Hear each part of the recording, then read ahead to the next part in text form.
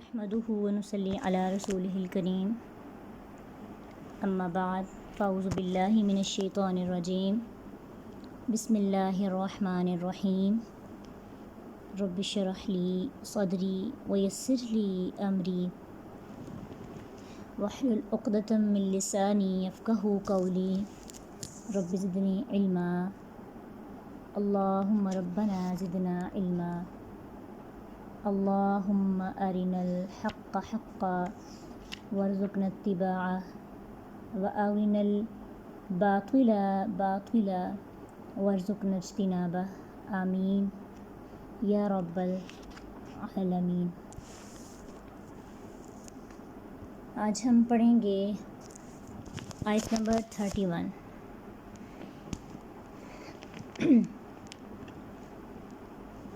اپنے سامنے قرآن ضرور اوپن کریں، پھر ہی آپ کو سمجھ آئے گی۔ 31 سے پڑھیں گے وَكَذَلِكَ، اور اسی طرح جعلنا، جعل بنایا، نا ہم نے، لِكُلِّ نَبِيٍّ ہر نبی کے لیے، عدوًا دشمن، ہم نے ہر نبی کے لیے اسی طرح دشمن بنائے جیسے محمد صلی اللہ علیہ وسلم آپ کے لیے بنائے ہیں، کیونکہ مشرکین کے اعتراضات ہم پڑھے ہیں، اور مشرکین کا کبھی کوئی اعتراض کبھی کوئی اعتراض، اللہ نے سب کا جواب دیا اور بہترین جواب دیا۔ تو اسی لیے اللہ کے رسول صلی اللہ علیہ وسلم کو ایک تسلی دی جا رہی ہے، اور آپ وسلم نے جو پیچھے شکایت کی ان قوم اتخذوا ھذا القرآن مہجورا، تو اس شکایت میں دل کی جلن اور شدید غم کا اظہار ہے۔ اس لیے اگلی آیت میں رسول اللہ صلی اللہ علیہ وسلم کو اور مسلمانوں کو ایک تسلی دی ہے کہ قرآن کو چھوڑنے والوں کا یہ طرز عمل صرف آپ کے ساتھ نہیں ہوا، پہلے انبیاء کے ساتھ بھی یہ ہوتا آیا ہے۔ ہر نبی کی قوم میں سے ان کے دشمن تھے، انہوں نے ان کے کلام کو، ان کی کتاب کو لینے سے انکار کیا، ان کی بات کو سننے سے انکار کیا۔ یہ صرف آپ کے ساتھ ہی نہیں ہو رہا۔ وَكَفَى بِرَبِّكَ هَادِيًا وَنَصِيرًا، وَكَفَى اور کافی ہے، بِرَبِّكَ رب آپ کا، یعنی تیرا رب آپ کے لیے، با ساتھ ہوتا ہے اور ربی رب کا آپ کا، دیکھنے میں یہ ایک لگ رہا ہے نا، لیکن اگر اس کو ہم کھول کے پڑھیں تو اس الگ الگ کر کے بھی ہمیں اس کی سمجھ آنی چاہیے۔ تو عربی لینگویج میں یہ آپ پڑھ کے آئے ہیں، کاف زبر کا مطلب ہوتا ہے یو، اور کاف زیر کی کا مطلب بھی یو ہوتا ہے۔ فرق یہ ہے کہ کاف زبر والا مذکر کے لیے، اور اگر بربی کی ہوتا نا تو اسے پتہ چلتا ہے پیچھے کسی عورت کی بات ہو رہی ہے، اور اگر بربی کا تو اس کا مطلب ہے پیچھے کسی مرد کی، تو مرد کون ہے؟ رسول اللہ صلی اللہ علیہ وسلم۔ بربی کا آپ کا رب، ہادین، اب دیکھیں ادھر سے ہمیں یہ پتہ چلتا ہے کہ بات ایک بندے سے ہو رہی ہے، یعنی اللہ کے نبی سے ہو رہی ہے، یا پھر سارے مسلمانوں سے ہو رہی ہے۔ تو یہاں پہ بات کس سے ہو رہی ہے؟ رسول اللہ صلی اللہ علیہ وسلم سے۔ اگر تو ہوتا بربکم تو مراد ہونا تھا کہ تمہارا رب، یعنی تم سب کا رب، مسلمانوں کو بھی مخاطب کیا گیا ہونا تھا، کیونکہ اب یہاں پہ بربی کا ہے، اس کا مطلب ہے مخاطب کون ہے؟ رسول اللہ صلی اللہ علیہ وسلم۔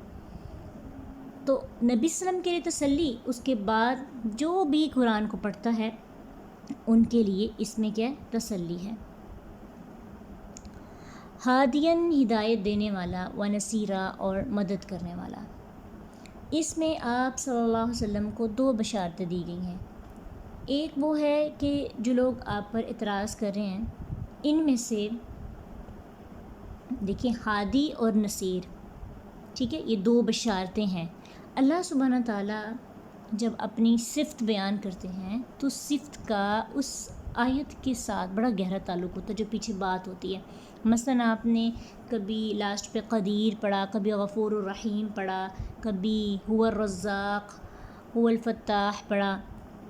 قرآن میں اللہ تعالیٰ کے اسماء پڑھتے ہیں نا، تو اسماء اللہ نے ہر اسم جو ہے، اللہ کی ہر صفت، وہ جو بات ہو رہی ہے کانٹیکسٹ کے مطابق ہوتی ہے۔ ایسے ہی نہیں آ جاتی. کسی بھی آیت کے بارے میں لاسٹ پہ آپ غفور الرحیم پڑھیں گے تو پیچھے کوئی ایسی بات ہوئی ہے کہ جس میں اللہ کے بخشنے اور اللہ کے رحم کا ذکر یا اللہ کے رحم ہونے کے بارے میں پڑھنا ضروری تھا. اب یہاں پہ چونکہ رسول اللہ صلی اللہ علیہ وسلم پر اعتراضات تھے، آپ صلی اللہ علیہ وآلہ وسلم کو تسلی دی جانی تھی کیونکہ غموں کا اظہار تھا، اس لیے کہا کہ آپ کا رب ہادین و نصیرا. 2 بشارتیں. پہلی بشارت ہادین کہ کئی لوگ ہدایت قبول کر لیں گے یا ان کے پیچھے آنے والے جو ان کی نسل ہوگی وہ ہدایت قبول کرے گی. رسول اللہ صلی اللہ علیہ وسلم پہاڑوں کے فرشتوں نے اللہ کے حکم سے رسول اللہ صلی اللہ علیہ وسلم کو پیشکش بھی کی تھی نا کہ اگر آپ چاہیں تو میں ان پر مکہ کے 2 پہاڑوں کو آپس میں ملا دوں. کوئی ملائیں گے تو سارے لوگ تباہ ہو جائیں گے. صحیح بخاری کی حدیث ہے. رسول اللہ صلی اللہ علیہ وسلم نے کیا فرمایا؟ بلکہ میں امید کرتا ہوں کہ اللہ تعالیٰ ان کی پشتوں سے ایسے لوگ نکالیں گے جو اکیلے اللہ کی عبادت کریں گے اور اس کے ساتھ کسی چیز کو شریک نہیں کریں گے. اور ایسے ہی ہوا. اللہ سبحانہ تعالیٰ نے انہی کی نسلوں میں سے مسلمانوں کو نکالا اور مسلمان آئے بھی. دوسری بشارت ہے نصیر، اور نصیر ہے نصرت الہی، یعنی اس بات کی طرف اشارہ ہے کہ اپنے سارے کام اللہ کے سپرد کر دو کیونکہ ہدایت بھی وہ دے گا اور مدد بھی تمہاری وہ کرے گا، تو وہی ہدایت اور نصرت کے لیے کافی ہے. اس لیے پریشان ہونے کی ضرورت نہیں. اگر یہ لوگ ایمان نہیں بھی لائیں گے تم اکیلے نہیں رہو گے. اللہ ان کو، جب کوئی بھی قوم ایمان نہیں لاتی تو کیا طریقہ رہا اللہ کا پچھلی قوموں کے ساتھ؟ ان کو تباہ کیا، آگے سے نئے لوگ آئے. تو ایسے ہی ہو، اگر یہ نہیں لائیں گے نا ایمان تو اللہ تمہارے خواری ضرور لے کے آئے گا اس دنیا میں. تو خادیاں و نصیرہ کہ اللہ ہدایت دینے والا بھی ہے، مدد کرنے والا بھی ہے. تو یہ ہمارے لیے بھی اس میں لرننگ پوائنٹس ہیں کہ اگر ہم بھی دین کے راستے پہ نکلتے ہیں، لوگ ہمیں سپورٹ نہیں کرتے یا ہم مبلغ ہیں، لوگ ہماری بات نہیں مانتے، یا ایک گھر میں بینگ اے مدر فادر ہم گھر میں دعوت و تبلیغ کا سلسلہ شروع کرتے ہیں اپنے بچوں کی تربیت کے حوالے سے یا اپنے ساتھ رہنے والوں کی تربیت کے حوالے سے. ظاہری بات ہے جب ہم پڑھتے ہیں ہمارا دل ہوتا ہے کہ جو ساتھ رہنے والے ہیں نا وہ بھی اس پر عمل کریں. تو اگر نہیں کر رہے تو آپ یاد رکھیے وَكَفَىٰ بِرَبِّكَ هَادِيًا وَنَصِيرًا کہ اللہ کافی ہے، ہدایت دینے والا بھی ہے، مدد کرنے والا بھی ہے. اللہ ضرور آپ کے ہدایت کے راستے میں آپ کی مدد بھی کریں گے اور اللہ چاہیں گے تو ان کو ہدایت بھی دیں گے. ہم ہدایت نہیں دے سکتے، ہم صرف ریمائنڈر دے سکتے ہیں. اب ہم کلاس میں سب ہیں نا، سب کے لیے ریمائنڈر ہے. کسی کے دل میں بات جا کے لگتی ہے تیر کی طرح اور وہ پریکٹس بھی کرنا شروع کر دیتا ہے. کوئی اس کو فار گرانٹ لیتا ہے، بس آئے کلاس لی اور اس کو جیسے باقی معاملات ہوتے ہیں کہ سوئے تو اٹھے تو کچھ بھی نہیں ہمارے ذہن میں کہ ہم نے کیا سیکھا کیا نہیں سیکھا، بس ایک فارمیلٹی تھی. ٹھیک ہے، تو ایک ہی جگہ پہ بیٹھنے والے سب لوگوں کا رویہ ڈیفرنٹ ہوتا ہے. جس کے اندر جتنا اخلاص ہوتا ہے اللہ اس کو اتنی ہدایت عطا کر دیتے ہیں. اس لیے اپنے لیے ہدایت کی توفیق ضرور مانگنی چاہیے کیونکہ انسان جس چیز کی چاہ کرتا ہے اللہ اس کی چاہتوں کو ضرور قبول کرتے ہیں. اگر آپ کو دنیا کی چاہت ہے تو دنیا آپ کے قریب سے قریب تر آتی چلی جاتی ہے. اگر آپ کو دین کی چاہت ہے، قرآن کی چاہت ہے، آپ کو بالکل بھی پتہ نہیں ہوتا اللہ کبھی کسی طریقے سے آپ کو قرآن کی طرف اٹریکشن، کبھی کسی کی طرف اٹریکشن دینے کے مواقع ہم نصیب کر دیتا ہے. جب آپ ان کی طرف اٹریکٹ ہو جاتے ہیں آپ کو اپنی منزل مل جاتی ہے. پرپز، ٹارگیٹس ہمیں خود سیٹ کرنے ہوتے ہیں تو انشاءاللہ وہ رب ہمیں اکیلا نہیں چھوڑتا. وقولا اور کہا الذین ان لوگوں نے جنہوں نے کفروا کفر کیا، لولا کیوں نہیں نزلہ نازل کیا گیا علیہ اس پر، کس پر؟ نبی صلی اللہ علیہ وسلم پر.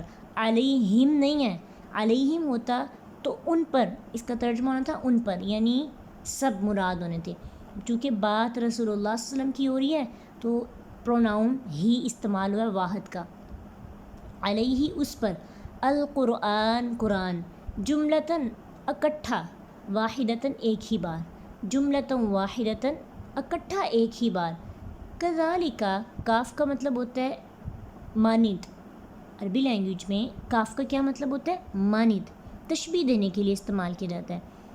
کا طرح، ذالک اسی طرح، لنثبتا تاکہ ہم مضبوط کر دیں، بھی ساتھ اس کے، فؤادکا دل آپ کا، فؤاد دل کا آپ کا، ورتلناہ و اور رتلنا ٹھہر ٹھہر کر پڑھا، نہ ہم نے ہو اسے، کسے؟ قرآن کو. ٹھیک ہے. اب ہو کا مرجع کیا ہے؟ یعنی ہو پروناؤن کس کی طرف لوٹ کر جا رہی ہے؟ قرآن کی طرف. اور بھی کی ہی بھی کس کی طرف لوٹ کر جا رہی ہے؟ قرآن کی طرف. قرآن کی جگہ پہ ہی اور ہو استعمال ہوا ہے پروناؤن. لنثبتا لی تاکہ نثبتا ہم مضبوط کر دیں، بھی ساتھ اس کے، فؤاد کا دل آپ کا، ورتلناہ اور ٹھہر ٹھہر کر پڑھا ہم نے اسے، ترتیلا ٹھہر ٹھہر کر پڑھنا. اب جی ایک اور اعتراض. جن لوگوں نے ایمان نہیں لانا ہوتا نا ان کے اعتراضات کبھی بھی ختم نہیں ہوتے. جن لوگوں کے دلوں میں اخلاص نہیں ہوتا، عمل نہیں کرنا چاہتے تو وہ کبھی دین کے کسی حکم پہ اعتراض کرتے ہیں، کبھی کسی پر. ان کے پاس بہت ایکسکیوزز ہوتے ہیں، اور جس کے پاس ایمان ہوتا ہے اس کے پاس 100 وجہیں بھی ہوں کسی کام کو نہ کرنے کی، اس کے پاس ایک وجہ ہوتی ہے کرنے کی، وہ ہے اس کا ایمان. تو اتنی بھی رکاوٹیں ہوں وہ بندہ کر گزرتا ہے. تو اگر کبھی بھی دین کے معاملات میں، دین پریکٹیکل مسلم بننے میں اگر آپ کو یہ لگتا ہے کہ اچھا یہ مسئلہ بھی ہے، یہ بھی ہے، تو سمجھیں اگر مسائل آپ پر غالب آ جائیں تو آپ کا ایمان چھوٹا تھا، ایمان کا قد بہت چھوٹا تھا، مسائل اور آپ کے نفس کا قد بڑا تھا. نفس اور ایمان کی جنگ ہوتی ہے. اگر تو ایکسکیوزز بڑھتے چلے جاتے ہیں، ایمان کا قد چھوٹا ہے. اگر ایکسکیوزز پر غالب آ جاتا ہے ایمان، تو ایمان کا قد بڑا ہے. اپنے ایمان کے قد کو ہمیں خود چیک کرنا ہے، کوئی نہیں چیک کر سکتا، اللہ جانتا ہے اور آپ جانتے ہیں، کیونکہ یہ دل کا معاملہ ہے. دل کبھی کبھی عمل بہت چھوٹا ہوتا ہے لیکن اندر سے اس کے اندر کوالٹی اتنی زیادہ ہوتی ہے کہ وہ تھوڑا سا عمل اللہ کے نزدیک بہت بھاری ہو جاتا ہے. کیوں؟ اس کے پیچھے ایمانی کیفیت ہوتی ہے. رب العالمین اخلاص چیک کرتے ہیں. اس لیے ایکسکیوزز اللہ سے دعا کرنی چاہیے، یا اللہ مجھے ایسے مسلمانوں میں شامل نہ کرنا جو ایکسکیوزز پیش کرنے والے ہوں، بنی اسرائیل کی طرح، منافقین کی طرح. مجھے پکا سچا خالصتاً اپنے لیے، جیسے ابراہیم علیہ السلام تھے نا، حنیفا مسلما وما کان من المشرکین، ان کا نفس کبھی بھی ان کے لیے شریک نہیں بنا تھا اللہ کی بات ماننے میں. انہوں نے جس طرح اللہ کی بات مانی، شاید کہ ہم نہیں مان سکتے ویسی بات. اپنے بیٹے کو قربان کرنا، اپنی بیوی کو چھوڑانا، یہ سب آؤٹ آف دا وے جا کر انہوں نے اللہ سبحانہ تعالیٰ کی باتوں کو بغیر کسی تحقیق کے اور ایکسکیوزز کے انہوں نے کیا کیا؟ پورا کیا. تو ایک مومن کے پاس اعتراضات نہیں ہوتے، اور ایک کافر کے پاس، مشرک کے پاس، منافق کے پاس، کمزور ایمان والے کے پاس بے تحاشا اعتراضات ہوتے ہیں. ایک اور اعتراض، قرآن کیوں نہیں اکٹھا اترا؟ آہستہ آہستہ کر کے اترا. اس کا مطلب ہے یہ نبی جو ہے سوچ سوچ کر اس کو لکھ رہا ہے، یہ انسانی کلام ہے. یہ اعتراض، یہ 5واں اعتراض تھا نبوت کے منکروں کا. اس کا جواب یہ کہ اسے ایسے ہی تھوڑا تھوڑا کر کے نازل کیا گیا، کیونکہ اس میں بہت ساری حکمتیں ہیں. اعتراضات بیکار اس لیے ہیں کہ قرآن کا دعویٰ ہے کہ یہ اللہ کا کلام ہے. ساری کائنات مل کر بھی اس کی ایک آیت بھی نہیں بنا سکتی اس کی جیسی. اس لیے اکٹھا قرآن آ بھی جائے تو تم اس جیسا بنا سکتے ہو؟ کبھی بھی نہیں بنا سکتے، اس لیے اعتراضات فضول ہیں۔ تھوڑا تھوڑا کر کے آنے میں بہت سے عظیم فائدے ہیں۔ نمبر 1، ان میں سے ایک فائدہ یہ ہے کہ اس طرح ہم، یعنی اللہ سبحانہ تعالیٰ کہہ رہے ہیں، اس طرح ہم آپ کے دل کو مضبوط اور قائم رکھتے ہیں کہ جب مشکلات آتی ہیں، کفار کے اعتراضات آتے ہیں، کوئی بھی ایشو آتا ہے، وہی نازل ہو جاتی ہے۔ وہ جو ایک رسول اللہ صلی اللہ علیہ وسلم کے پاس ایک عورت آئی تھی نا، تو آیت نازل ہوگی قد سمع اللہ قول التی تجادلک فی زوجہا وتشتکی الی اللہ۔ زمین پر بیٹھ کے وہ اللہ کے رسول صلی اللہ علیہ وسلم کے ساتھ شیئرنگ کر رہی تھی، آسمان سے وہی نازل ہو گئی۔ کسی کو نہیں پتہ تھا کیا گفتگو ہو رہی ہے، اللہ نے سن لی، اللہ نے اس کا جواب بھیج دیا۔ اگر ایک دفعہ ہی قرآن نازل ہو جاتا تو لوگوں کے مسائل کا حل کیسے قرآن سے آتا؟ اس لیے جب بار بار جبریل علیہ السلام آتے نبی صلی اللہ علیہ وسلم کے پاس تو رسول صلی اللہ علیہ وسلم کی ڈھارس بن جاتی، رسول اللہ صلی اللہ علیہ وسلم کو ہمت ہوتی کہ میرے پیچھے کوئی سپورٹ ہے، آپ کا حوصلہ مضبوط ہو جاتا، دل مضبوط ہو جاتا، ٹھیک ہے، کہ اللہ ہمارے حال سے واقف نہیں ہے، وہ ایک ایک چیز کو واچ کر رہا ہے، اور اللہ اپنے سب سے پسندیدہ اور مقرب فرشتے کو میرے پاس بھیج رہا ہے۔ تو اگر کٹھا قرآن آ جاتا تو وہ لذت، وہ قوت، وہ احساس، وہ محبت محسوس نہ ہوتی، ٹھیک ہے۔ تو ہم بھی اگر تھوڑا تھوڑا کر کے قرآن کو سیکھ رہے ہیں تو یہ ایک اللہ کی رحمت بھی ہے کہ ہم چیزوں کو آہستہ آہستہ کر کے جذب کر رہے ہیں، اس سے دل مضبوط ہوتا ہے، اور قرآن کے ساتھ تعلق کبھی بھی ختم نہیں ہونا چاہیے۔ اس کی سب سے بڑی دلیل یہ ہے کہ رسول اللہ صلی اللہ علیہ وسلم کی زندگی جب تک رہی آپ پر قرآن نازل ہوتا رہا 23 سال کے عرصے میں قرآن مکمل ہوا، اور ہم چاہتے ہیں کہ 1 سال کے اندر 2.5 سال کا کوئی کورس کر لیں اور قرآن کو مکمل کر کے وائنڈ اپ کر کے رکھ دیں۔ نو، یہ نیت ہی نہیں ہونی چاہیے۔ اگر قرآن 23 سال میں اترا ہے تو ہمیں 60 سال میں اس کو سمجھنے کی کوشش کرنی چاہیے۔ 12 سال میں صحابہ سورہ بقرہ کو سیکھتے، کہ سالوں لگا دیتے ایک ایک سورت پر، اور ہم پورے قرآن کو جو کہ اترا 23 سال میں ہے اپنے دل میں 1 سال کے اندر اتارنا چاہتے ہیں۔ یعنی ہم نے اس کو ایک ڈگری سمجھ لیا نا، ہم نے اس کو، یہ تو زندگی ہے، ضابطہ خیات ہے، یہ تو ہر ٹائم ہمارے ساتھ رہنی چاہیے۔ جیسے کھانا ہے نا، تو آپ ایک دن میں سارا کھانا کھا لیں تو کیا آپ اس کے ساتھ پورا ماہ گزار سکتے ہیں؟ اونٹ کی طرح اپنے اندر کھانے کو سٹور کر سکتے ہیں؟ پانی سٹور کر سکتے ہیں اپنے کچھ دن کا؟ بالکل بھی نہیں کر سکتے۔ تو علم کو کیسے سٹور کیا جا سکتا ہے؟ علم سٹور ہو جاتا ہے، اس کو زنگ لگ جاتا ہے، جو بہاؤ میں رہتا ہے۔ اب وہ پانی جو کھڑا رہے ایک تالاب، ایک جوہر کے اندر، کیا ہوتا ہے وہاں پہ؟ موذی جانور جو ہے اس کے اندر پلنا شروع ہو جاتے ہیں۔ تو اسی طرح جو علم ایک دفعہ سیکھا، بس سیکھ لیا، اس کے بعد اس کا بہاؤ نہیں، نہ سکھانے کا نہ سیکھنے کا۔ اسی لیے کہا گا خیرکم من تعلم القرآن، تم میں سے بہترین وہ ہے جو قرآن سیکھتا ہے۔ سیکھ لیا، اب کیا کریں؟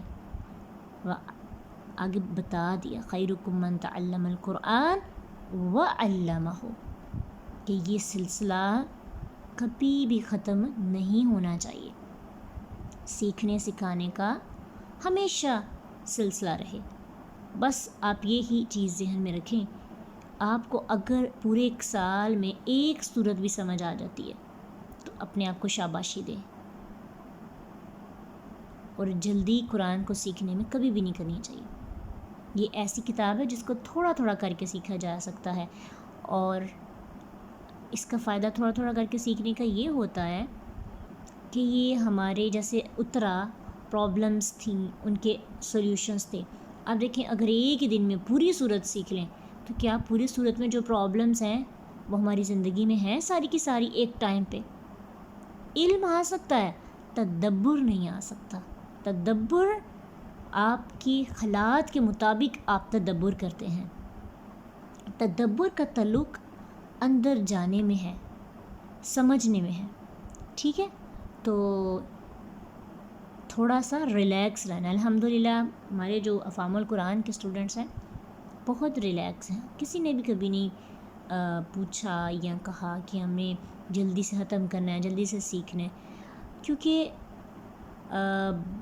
مائنڈ سیٹ یہ نہیں بنا کہ ہم اس کو ڈگری کے لیے کریں. مائنڈ سیٹ ہے کہ اس نے آج ہمارے سوالوں کا جواب دینا ہے، ہمارے مسئلوں کو حل کرنا ہے، ہمیں ہیل کرنا ہے، ہمارے زخموں پر مرہم ہے یہ قرآن. الحمدللہ اللہ آپ سب کو اتنی توفیق دے کبھی بھی قرآن سے آپ کا تعلق ختم نہ آئے، اور اللہ مجھے اور آپ کو اتنی توفیق دے کہ زندگی کا، دنیا کا کوئی بھی مسئلہ اس وقت قرآن کو سیکھنے میں ہمارے لیے رکاوٹ نہ بنے. اللہ تعالیٰ سے نا اپنے لیے بھی، میرے لیے بھی، سب کے لیے دعا کیا کریں کہ اللہ یہ رشتہ کبھی ختم نہ ہونے دے. زندگی تو چلنی آگے، ابھی تک اللہ نے ساتھ دیا نا، اللہ آگے بھی دیں گے. شادی ہے، بچے ہیں، پرابلمس ہیں، اللہ تعالیٰ کسی بھی چیز کو ہمارے لیے اس میں رکاوٹ نہ بنائے. اور اس کا تعلق کس کے ساتھ ہے؟ نیت کے ساتھ. یقین جانے اخلاص کی اتنی پاور ہے انسان سوچ بھی نہیں سکتا جتنی اخلاص کی پاور ہے، ہم امیجن بھی نہیں کر سکتے.